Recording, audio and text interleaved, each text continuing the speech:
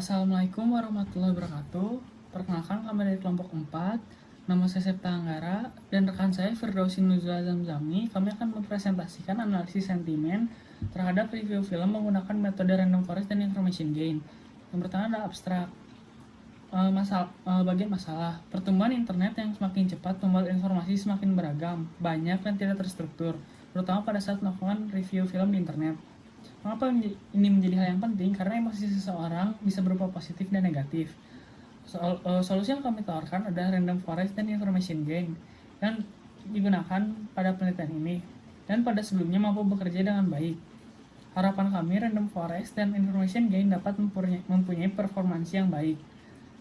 Pendahuluan pada bagian latar belakang.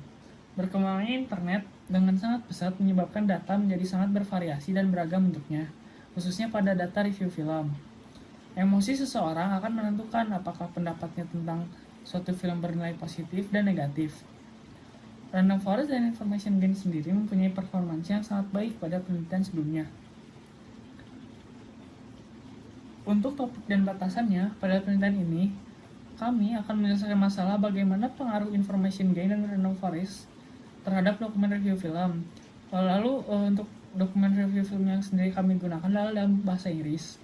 Tujuannya adalah agar dapat mengetahui bagaimana pengaruh metode information gain sebagai seleksi fitur dan random forest sebagai metode klasifikasi terhadap dokumen review film berbahasa Inggris. Untuk organisasi tulisannya sendiri, yang pertama adalah studi terkait yang berisi penelitian-penelitian sebelumnya. Yang kedua, perencanaan sistem, yaitu mendesain sebuah sistem sesuai kebutuhan dari permasalahan. Yang ketiga, evaluasi, pengujian terhadap model sistem yang dibangun. Yang keempat, kesimpulan. Lalu selanjutnya ada studi terkait. Yang pertama ada sentimen analisis, yaitu suatu teknik dalam mengekstrak informasi dari opini seseorang yang ada dalam bentuk teks, yang terbagi menjadi 3 level, dokumen, kalimat, dan aspek.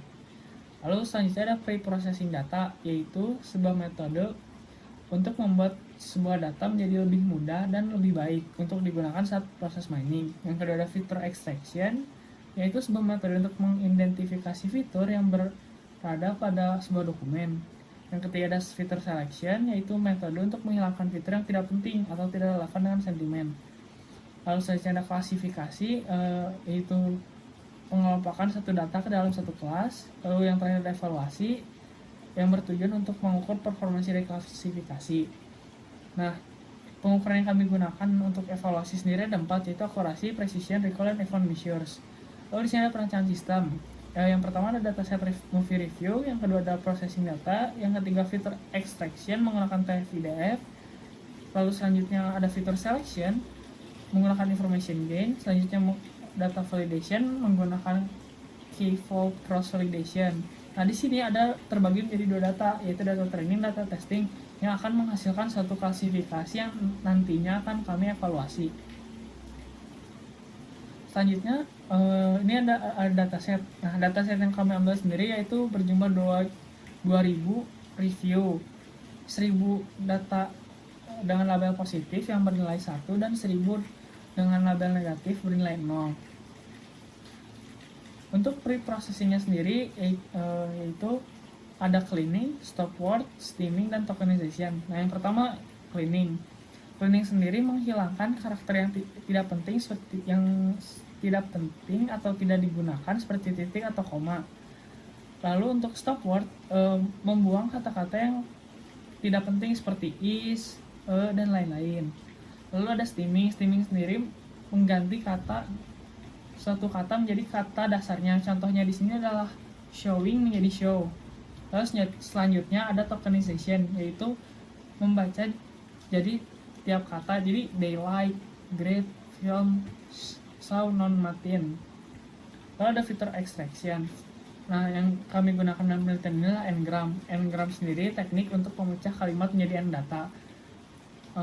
Pada fitur extraction sendiri, kami menggunakan TF-IDF yang akan dijelaskan oleh rekan saya. TF-IDF sendiri ini berfungsi untuk menghitung jumlah kemunculan term pada suatu dokumen. Perhitungannya kayak gini. Jadi TF sama dengan FIDF itu untuk menghitung kemunculan term pada suatu dokumen, lalu IDF ini berfungsi untuk menghitung jumlahnya pada semua dokumen gitu, kemunculannya pada semua dokumen. TF-IDF ini perhitungan pembobotannya. Nah, untuk perhitungannya seperti ini. Kita misal lihat di film. Film ini terdapat pada dokumen 1. Jadi terdapat satu kata film pada dokumen 1. Terdapat satu kata film pada dokumen 2. Dan tidak terdapat sama sekali kata film di dokumen 3 dan dokumen 4. Nah, DF tersebut ini untuk menghitung ada berapa sih munculnya kata tersebut pada dokumen. Ada 2 kan, pada dokumen 1 dan dokumen 2. Lalu di sini N dibagi DF ini, N ini jumlah dokumennya dibagi dengan DF-nya. Kalau IDF merupakan log dari N dibagi DF 0,3. Selanjutnya dihitung aja TF IDF-nya. D1-nya 0,3 dikali 1, 0,3. Seperti itu untuk semua kata yang akan dilakukan pembobotan. Setelah dilakukan filter extraction, selanjutnya adalah filter selection. Filter selection ini digunakan untuk menghilangkan fitur-fitur yang tidak relevan dengan sentiment analysis. Terutama pada kasus kata tersebut, kata ini ya. Pada kasus data film berbahasa Inggris. Penghitungannya itu menggunakan entropi. Kita bisa lihat HC PC log PC ini, sigma PC log PC ini merupakan penghitungan entropi untuk satu kelas tersebut. Lalu HCA ini untuk menghitung jumlah atribut ya. Jadi menghitung entropi antara atribut pada kelas tersebut. Dan information gain di sini berfungsi untuk menghitung ya HC information gain ya, karena fitur selection ini sangat menggunakan mengaruhi information gain gitu. Jadi kekuatan dari atribut tersebut. Nah, setelah melakukan filter selection, nah kita lihat dulu deh perhitungannya seperti apa. Nah, seperti ini bisa kita lihat sebelah yang ini itu merupakan pembobotannya pada filter extraction. Nah, di sini kita akan coba hitung kata love. Love ini mempunyai 2 nilai, yaitu nilai 0 dan nilai 0,6. Maka entropinya adalah sekian, 0,8. Lalu dihitung untuk masing-masing nilainya, entropi untuk masing-masing nilai. Setelah dihitung entropi untuk masing-masing nilai tersebut, didapatkan hasilnya, tinggal dikurangin aja. Nah, itu untuk menghitung information gain-nya. Seperti itu. Setelah dilakukan filtering selection, habis itu dilakukan data validasi. Nah, data validasi yang digunakan di sini adalah k-fold cross validation dengan K sama dengan 5.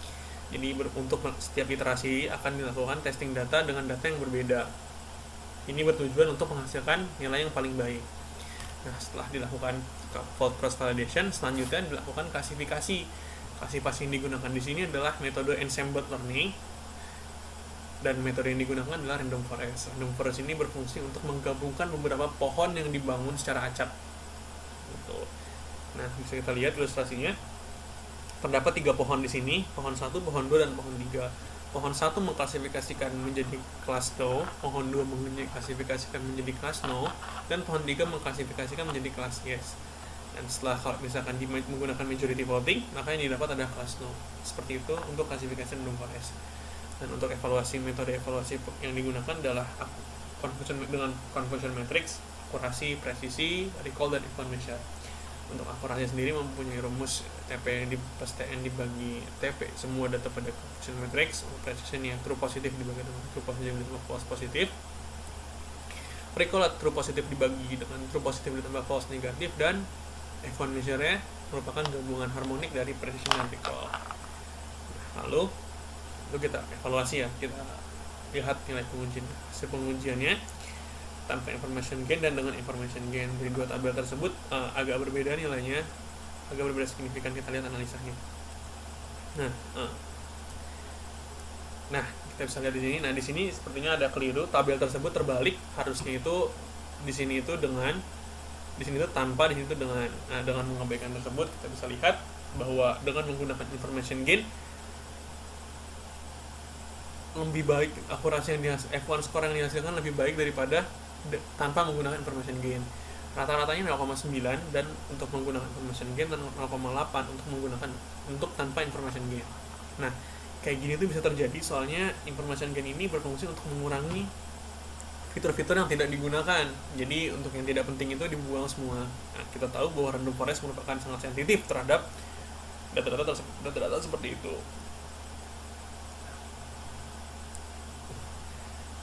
Jadi pohon yang dibangun pun tidak terlalu banyak dan tidak terlalu kompleks dengan fitur yang semakin berkurang, seperti itu. Jadi untuk kesimpulannya kita bisa tahu bahwa information gain mampu menghasilkan 10,6% F1 score lebih baik daripada tanpa menggunakan information gain. Nah, untuk saran selanjutnya adalah melakukan modifikasi random forest menjadi lebih tahan terhadap sensitivitas parameter. Kemudian dilakukan pengujian terhadap algoritma dengan klasifikasi lainnya agar menentukan proporsi mana yang lebih baik. Kurang lebihnya mohon maaf. Wassalamualaikum warahmatullahi wabarakatuh.